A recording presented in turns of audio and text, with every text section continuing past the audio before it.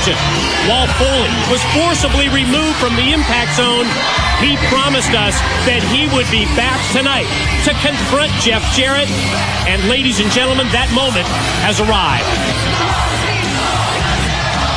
Hey, life can be kind of funny sometimes. Like, for example, say a guy gets 25 big ones over his right eye, he can look pretty cool. That same guy gets 2 little ones in his right nostril, looks kind of like an idiot, right?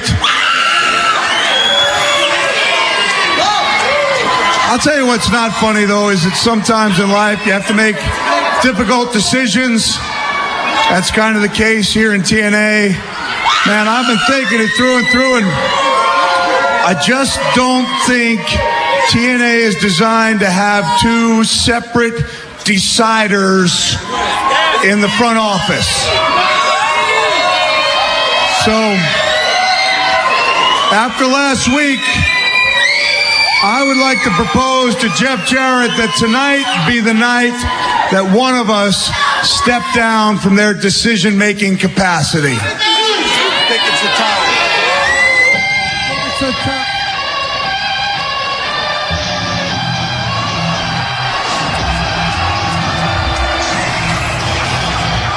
From the second that Jeff Jarrett facilitated the deal to bring Mick Foley to TNA, he seemed to have second thoughts. No one will question Foley's feeling that he and Jarrett have 2 different agendas, but I have to believe Jarrett had no idea that Foley would propose that tonight would be the night where one of the 2 steps down. Mike, today, eventually you're going to have to admit that I'm usually right, and in this case, I've always been. These 2 guys are oil and water. They will never see eye to eye. Jeff Jarrett's been jealous of Mick's success here, and it's something he can't deal with.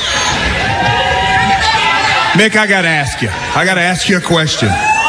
Do you ever consider, even for a second, the things you say before you say them? Do you, Mick? Not often, Jeff. Not too often. I was born without one of those filtering mechanisms. Okay, listen, Mick. We're both competitors.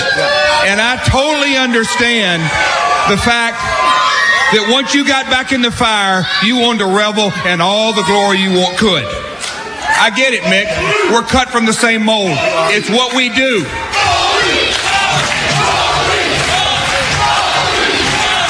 It's what we do. It's the nature of the beast. I've been there, done that. It's in our blood. But Mick, in the process of proving to the whole world that you still got it, and you do, you became the TNA World Heavyweight Champion.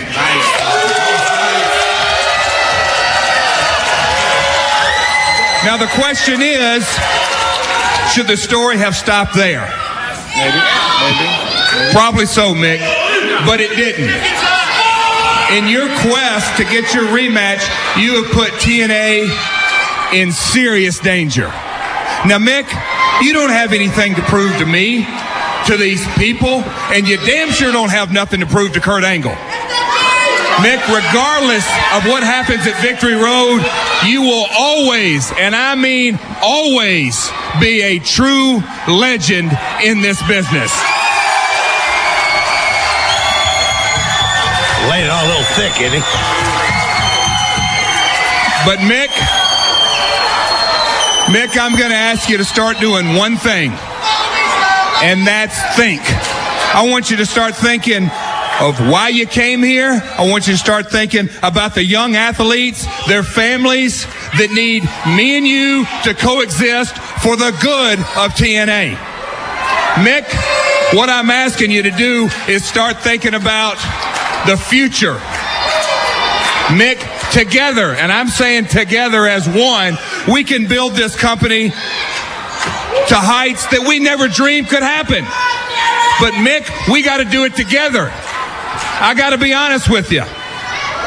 It was our goal from day one to do just that. But at Victory Road, if the Main Event Mafia walks away with all the belts, I'm not so sure that's a mountain we can climb. But Mick, we can fix it. We can fix it together. Hold on.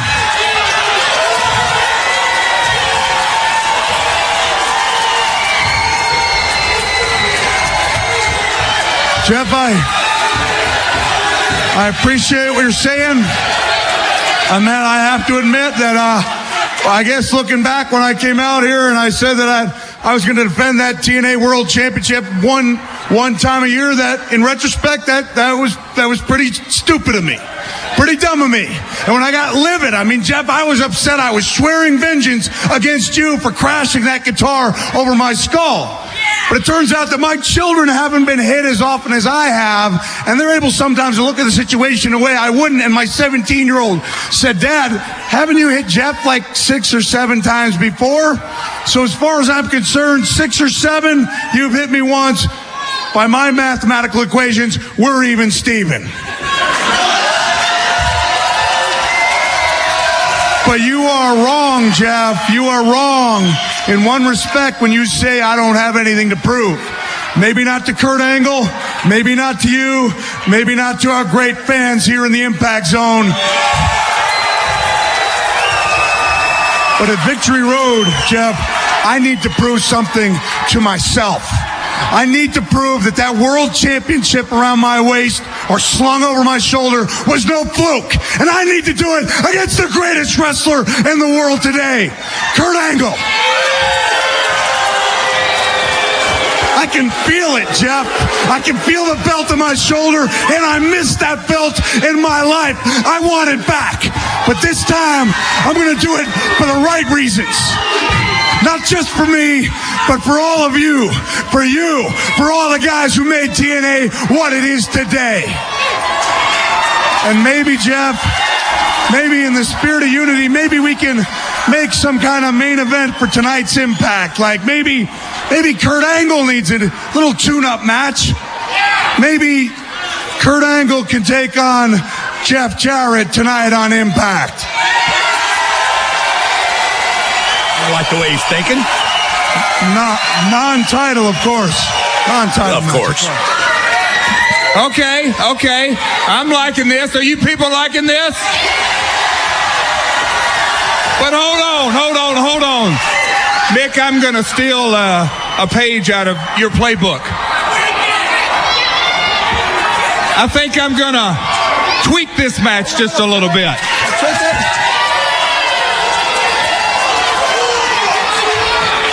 You're proposing me against Kurt Angle. Yeah.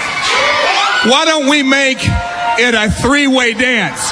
Jeff Jarrett versus Kurt Angle versus Mick Foley. Hey, Mick, why don't you tweet on that? I see your tweak and I'll raise you one, because I'm afraid that if we stomp a mud hole in Kurt Angle and walk it dry, people will say that we're in cahoots. So why don't we at least let Kurt Angle decide on a special guest referee for that 3-way matchup? All right. Fair enough. But I'm going to make the final tweak.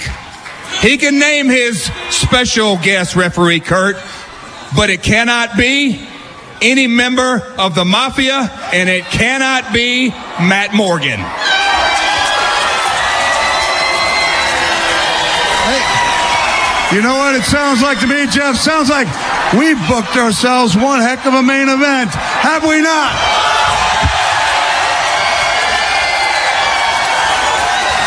And in the spirit of unity, you know what I'm going to do? I'm going to call for your music. Hit the